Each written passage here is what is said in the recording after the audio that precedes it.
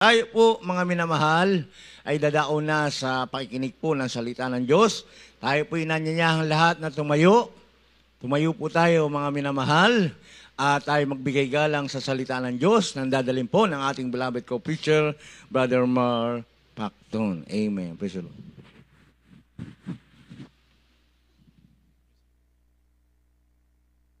Praise the Lord. Purihin ang ating mapagpalang Diyos. God bless you po. Ating beloved co-preacher Brother Lito Lumagi. Brother Shaw, praise the Lord.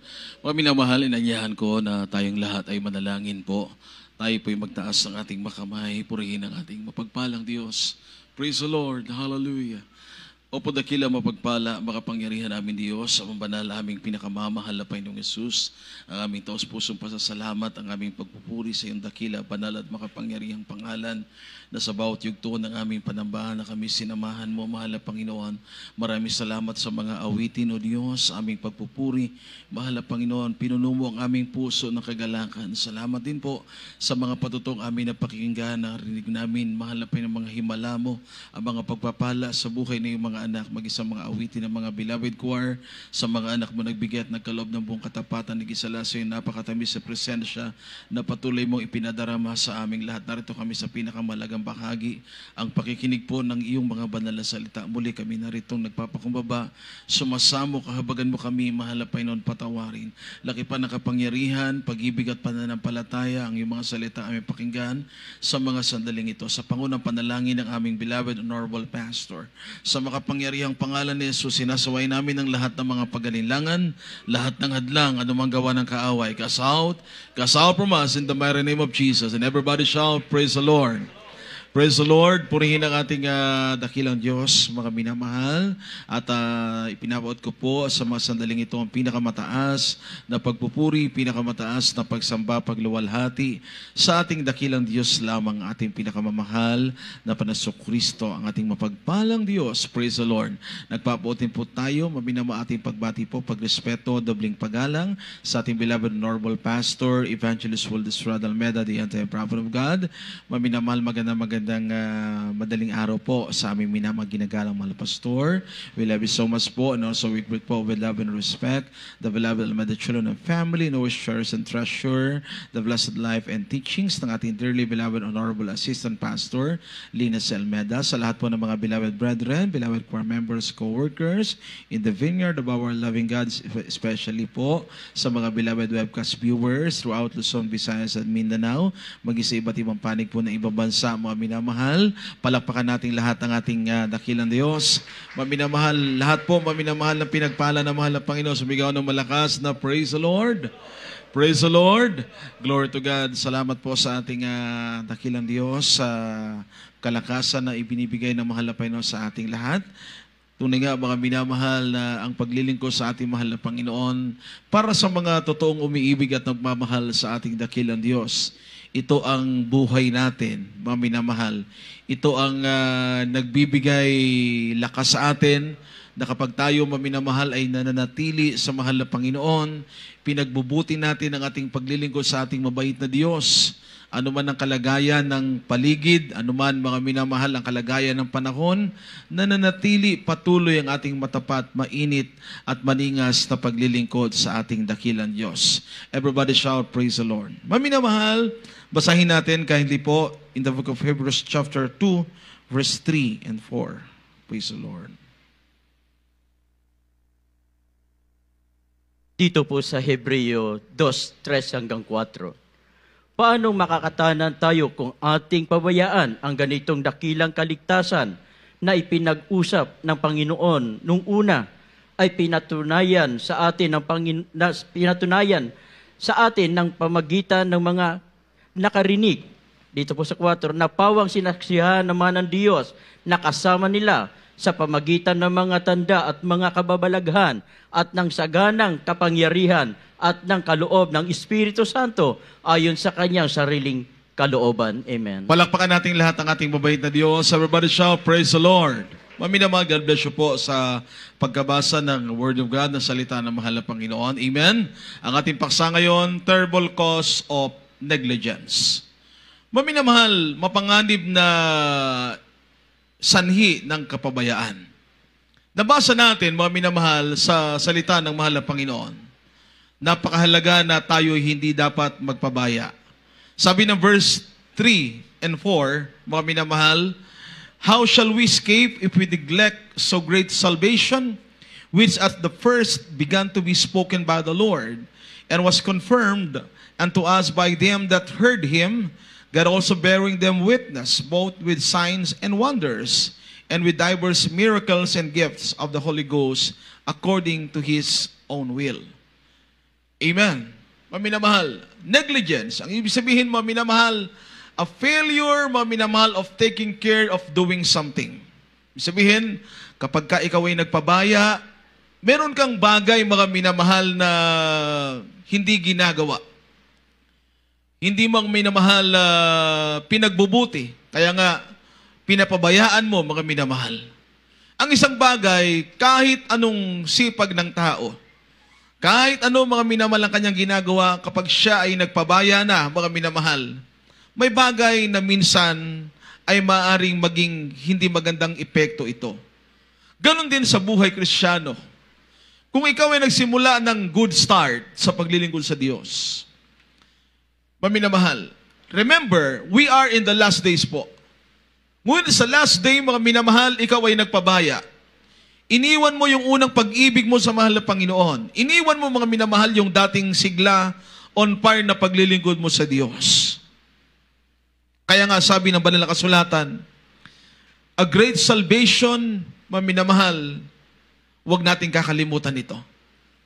Ang dakilang kaligtasang ipinagkaloob ng mahal na Panginoon sa atin, grabe ang pagmamahal ng Diyos sa atin. Ano po? Buhay niya, inialay niya, maging ang trono sa langit, iniwan ng mahal na Panginoon para tayo ay maligtas. Kaya nga ang kaligtasan, hindi po mapapantayan ng anumang yaman ng mundo. Kapag nasa iyo na ito, pangalagaan mo ito, pahalagahan mo ito. At hindi na mga minamahal natin dapat ipagwalang bahala sapagkat ang dakilang kaligtasan ay pinatunayan sa pamamagitan ng mga dakilang mga tanda, kapangyarihan. Napakarami ngayon, mga minamahal, na nagsasabi na sila man din ay nasa katotohanan na. Ngunit wala kang makitang kapangyarihan ng mahal na Panginoon. Wala kang marinig, mga minamahal, na mga buhay na mga patotoo. Ang mga buhay ng tao ay hindi nagbabago. Nananatili sa kasalanan. Ngunit ikaw at ako na tinawag ng mahal na Panginoon sa True Church of the Living God, the Jesus Miracle Crusade International Ministry, dito tayo lahat pinagpala ng mahal na Panginoon. Maaari ba nating sigaw ang malakas na praise the Lord? Isang malakas na amen? Maminamahal? Katulad ng mga Israelites sa Old Testament, ang buhay natin, sabi nga, we need to take care, maminamahal, of that salvation. Dapat ingatan natin ang kaligtasan ito. Kung paanong nakita na natin, napatunayan natin, naranasan natin sa buhay natin ang pagpapala ng mahal na Panginoon. Ngunit kapag nagpabaya ka, maaring madisib ang pag-iisip mo. Maaring, mga minamahal, mahikayat ka. Kapag ikaw, mga minamahal, ay nagpabaya, yung dating ningas ng pag-ibig mo sa Diyos, yung dating ginagawa mo para sa mahal na Panginoon, pag binawasan mo na yan, pag iniwan mo na yan, mga minamahal, alalahanin natin, ang buhay natin ay nanggagaling sa mahal na Panginoon. Palakpakan natin lahat ang ating mabait na Diyos. So dapat lagi tayong connected sa ating mahal na Panginoon. Ano po? Mababasa natin sa Bible sa Deuteronomy chapter 4, verse 9 and verse 10. Dito po sa Deuteronomy, Kabanata 4, ang talata po ay 9 at 10. Mag-ingat ka lamang sa iyong sarili at ingatan mo ang iyong kaluluwa ng buong sikap. Baka iyong malimutan ang mga bagay na nakita ng iyong mga bata at baka mga hiwalay sa iyong puso ang lahat ng araw ng iyong buhay, kundi iyong ipakilala sa iyong mga anak at sa mga anak ng iyong mga anak. Yaong araw na ikaw ay tumayo sa harap ng Panginoon mo Diyos sa Horeb, nang sabihin sa akin ng Panginoon, papagpisanin mo sa akin ang bayan at aking iparirinig sa kanila ang aking mga salita. upang sila'y mag-aral na matakot sa akin sa lahat ng araw na kanilang ikabubuhay sa ibabaw ng lupa at upang kanilang maituro sa kanilang mga anak. Amen. Palakpakan nating lahat ang ating mahal na Panginoon. Everybody shout, praise the Lord. Tingnan niyo mga minamahal, gaano ang pagmamahal ng Diyos. Sabi ng mahal na Panginoon sa mga Israelites, sa verse 9 and 10, nabasa natin, na lagi nila mga minamahal alalahanin ang araw na yan.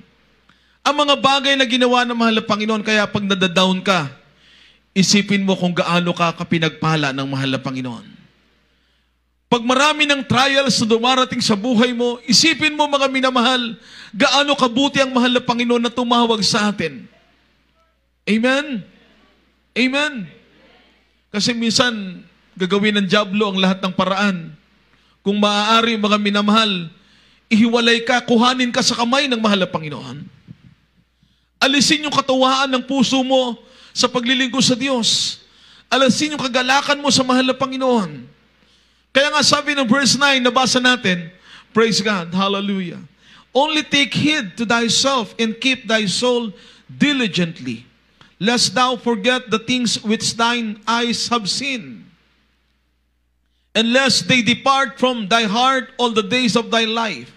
But teach them thy sons and thy sons' sons, especially the day that thou stoodest before the Lord thy God in Horeb, when the Lord said unto me, gather me the people together, and I will make them hear my words, that they may learn to fear me all the days of that they shall live upon the earth, and that they may teach their children. Ang salita ng Diyos, maminamahal, napakahalaga. Kung dati, lagi kang maminamahal, sabik sa salita ng mahal na Panginoon, baka may mga time na hindi mo na binubuksan ng Bible. May mga time, mga minamahal, na mas mahalagang marinig sa iyo yung ibang balita kaysa yung salita ng Diyos. Kapag pinabayaan mo na, mga minamahal, yung ningas, akala mo, sa pakiramdam mo, on fire ka pa rin sa Diyos. Dumadalo ka sa gawain, mga minamahal. Narito ka sa loob ng church. Pero pag hindi mo na napipil ang presence ng mahal na Panginoon, maaaring dahan-dahan nang lumalayo ang mahal na Panginoon. Dahil ang mahal na Panginoon, holy of all holy, ang mahal na Diyos. Banal ang mahal na Panginoon. Ang kabanal-banalang Espiritu ng mahal na Panginoon, kapag tumatahan sa puso natin, mararamdaman mo, pag pinahahalagahan mo ang paglilingkod mo sa Diyos, kapag mahal na mahal mo ang mahal na Panginoon, hindi ka pa nakakaupo pagdating mo sa gawain, nakatayo ka at nananalangin, nakaluhod ka, nararamdaman mo na karakadaka ang presensya ng mahal na Panginoon. May mga ilang mga Kristiyano natapos ng gawain, hindi nila naramdaman ang presensya ng Diyos. Nababagot na sa gawain, naiinip na sila, mga minamahal. Pero kapag mahal mo ang mahal na Panginoon, hindi mo kaiinipan, mga minamahal, ang bawat yugto ng gawain, kundi lagi kang nasasabik, mga minamahal. Laging naroon ang kagalakan mo, mga minamahal. Tapos na ang closing prayer, halos ayaw mo pang umuwi. Bakit, mga minamahal? Nagalak ang ating mga puso. Pinagpala tayong lubos ng ating mahal na Panginoon. Kaya ilang mga kapatiran, kahit umabot na sila ng 20 years, 30 years sa paglilingkod sa Diyos, on fire pa rin sila sa mahal na Panginoon. Amen? Matunog pa rin ba ang ating mga palakpak para sa ating mabait na Diyos? Pinakamatunog na ba yan? Pinakamalakas ba natin na palakpak yan para sa mahal na Panginoon? Purihin ang ating mabait na Diyos. Amen? Everybody shout, praise the Lord. Nung araw, mga minamahal, may kapatiran. Nagtrabaho siya sa ibang bansa. Nadisgrasya yung kamay niya. Naputol po yun. Dahil operator po siya ng makina sa ibang bansa, sa Oksidente, naputol yung kamay niya. And then, nung nakilala niya ang mahal na Panginoon, kahit putol na yung kamay niya, pag sinabing, palakpak natin ang ating kamay para sa mahal na Panginoon, alam niyo po, dahil yung kanyang siko, maminamahal, naputol na po yung kanyang kamay, maminamahal, itong part na to, at ito na lang, mga minamahal na natira, yung kanyang siko at yung kanyang balikat. Pinagdudugtong niya yung siko niya, mga minamahal. May palakpak niya lamang, mga minamahal, yung sinasabing, ipalakpak mo ang kamay mo para sa mahal na Panginoon. Bakit? Amen. Everybody shout, praise the Lord. Kung sa medical term, maminamahal, there is power, maminamahal.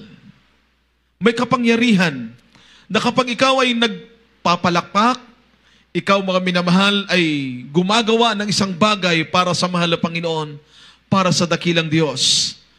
Sa spiritual na bagay, diyan naman natutuwa ang ating mahal na Panginoon sa atin. Amen? Kaya pag nalulungkot ka, ang sabi ng Biblia, remember the Lord your God. Alalahanin mo siya. Sariwain mong mahal na Panginoon sa buhay natin. Dahil ang mga Israelites, their lives set as an example for us. Kung paano sa panahon nila, sabi ng Bible, sa 2 Chronicles chapter 15, verse 2 hanggang sa verse 7. Basahin po natin, maminamahal.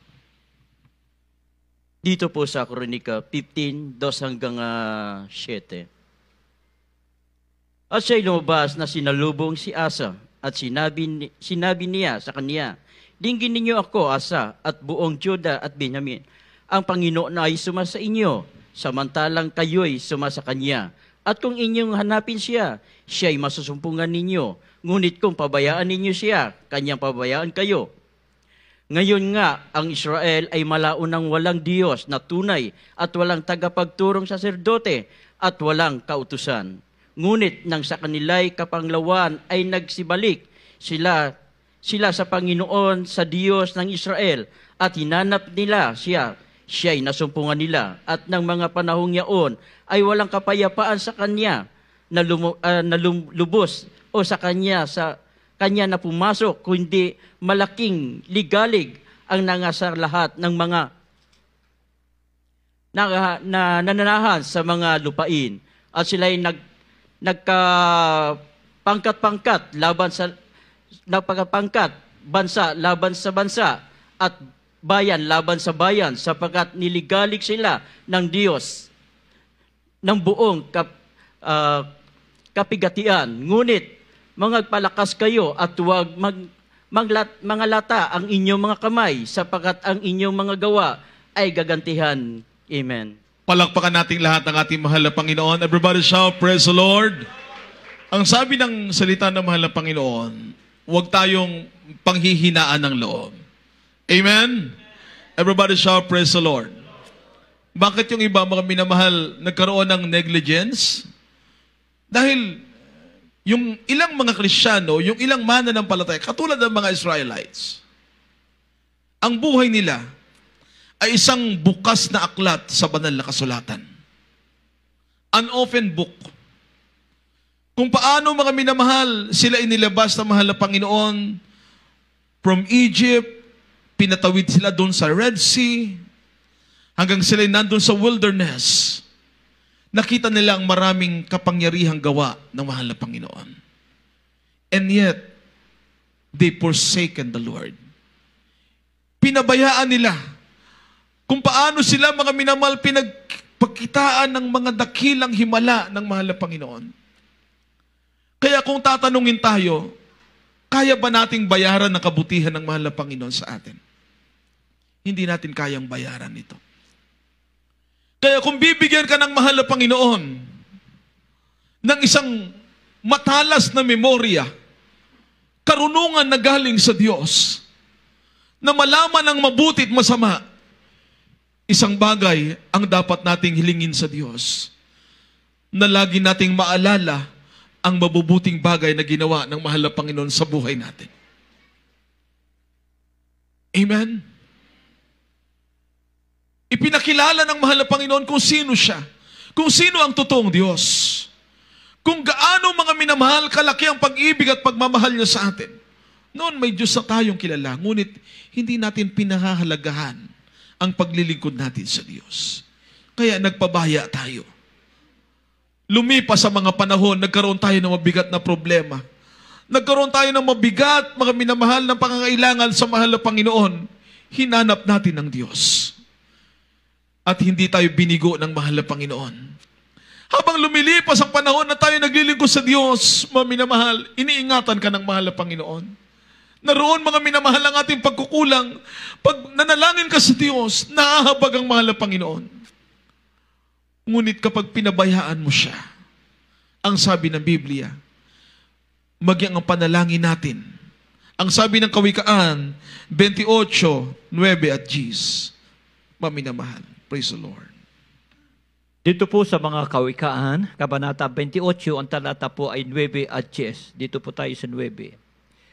Siyang naglalayo ng kanyang pakinig sa pakikinig ng kautusan, maging ang kanyang dalangin ay karumal-dumal.